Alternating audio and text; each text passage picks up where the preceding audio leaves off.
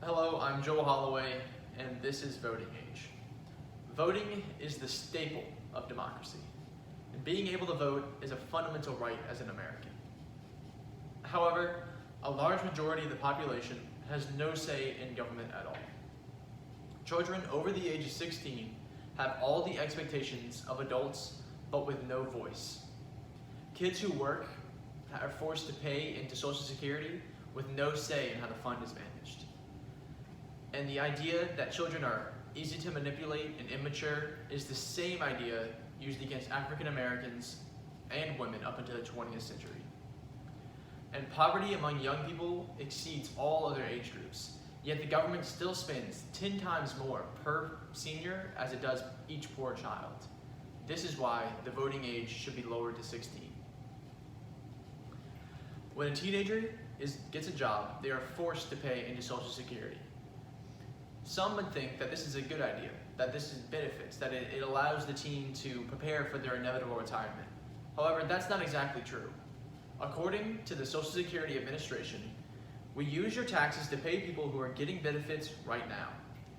Any unused money goes to the Social Security trust funds, not a personal bank account with your name on it. So even though a teen who's been paying Social Security since they were 16 years old and can only put money into it for 50 years, has no say in how the money is spent. The money that they've put into it may not be there by the time they retire because they don't have a voice in how the money is distributed now. If the voting age was lowered, it would allow more young Americans to have a voice in government. In the 19th century, only white men could vote. And the logic that children are immature and easy to manipulate is the same logic used against African Americans and women up into the 20th century. But if we trust a 16-year-old to drive a 2-ton car at 70 miles an hour, surely we can give them some level of responsibility in the government. Yet, the voting age is still 18. And many young voters don't go to the polls at all. According to fairvote.gov, young people are much less likely to vote than older ones. From 1972 to 2012, citizens 18 to 29 years old turned out at a rate of 15 to 20 points lower than citizens 30 years and older.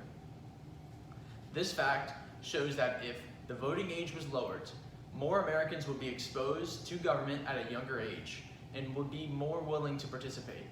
So if the voting age was lowered to 16, we would see more voter turnout and more participation in the government, allowing for America to truly have a united voice. Poverty among Americans is not uncommon. The government spends billions of dollars a year paying for people that fall below the poverty line.